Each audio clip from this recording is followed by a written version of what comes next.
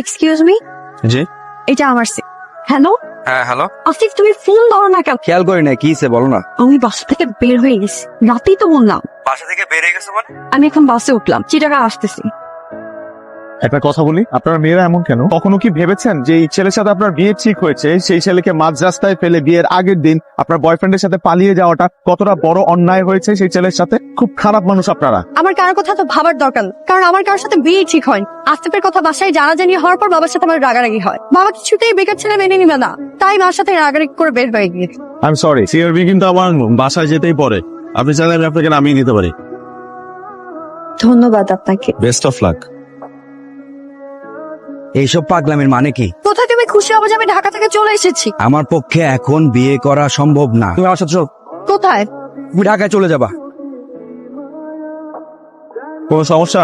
3 বছরের রিলেশন আমার, তখন খুব বড় বড় কথা। এখন যেই বললাম বিয়ের কথা, উনি সিংহ থেকে হয়ে গেল বিড়াল। আচ্ছা, এখন কি বাস পাবো? এখন পাবেন না, রাতে পাবেন। তাহলে এখন কি হবে? আপনি চাইলে আমি আপনাকে একটা হেল্প করতে পারি। ভাইয়া আমাকে সবকিছুই বলেছে, আপনি কোনো টেনশন করেন না, আমি সব ম্যানেজ করব। তুই রাগ করে কোথায় চলে গেলি মা? আম্মু, আমি আমার একটা ফ্রেন্ডের বাসায় আসছি। আন্টি, যা হবার তো হয়ে গেছে, বাদ দেন। মা, ঐশী তুমি ওকে একটু ভালো করে বোঝাও। ওমা, ও কাল ঢাকায় চলে যাচ্ছে। আর 2 দিন থেকে যাও। বাসায় একটা ইম্পর্টেন্ট কাজ আছে। কার সাথে যাবা? ওই ঢাকা দিয়ে আয়।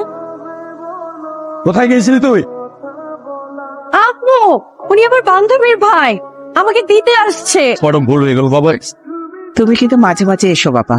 চর খেতে আজকে আমাদের বন্ধুত্বের 1 মাস পূর্ণ হলো। আগামী মাসে আমি ফ্রেন্ডদেরকে নিয়ে একটা বেস ক্যাম্পে যাচ্ছি। আমার অনেক ইচ্ছা ছিল আম্মুকে ট্যুরের কথা বললেই বলতো হাজবেন্ডের সাথে যাব। তবে এখন টাইম তো অনেক চেঞ্জ হয়েছে, বলে দেখো।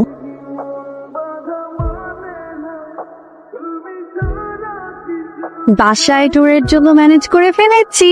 বাবা তোমার কথা শুনেই রাজি হয়ে গেল। জানো, আমার না খুব ইচ্ছা বিয়ের পর বউকে নিয়ে একটা তাঁবুতে থাকবো, সারা রাত গল্প করে কাটিয়ে দেবো। তুমি কিন্তু রোমান্টিক আছো। এই কারণে তো কোনো গার্লফ্রেন্ড। হবে হবে, যে তোমাকে ভালোবাসবে পাগলের মতো ভালোবাসবে। আমার মতো ভদ্র ছেলেদের প্রেম টেম হয় না। অনন্যা, কেমন আছো? আমি ভালো আছি, তুমি কেমন আছো? হাই, আমি ইরা, অয়নের গার্লফ্রেন্ড। তোমাদেরকে খুব সুন্দর মানিয়েছে, আর তুমিও ভীষণ মিষ্টি। Thank you. তোমরা ভালো থেকো।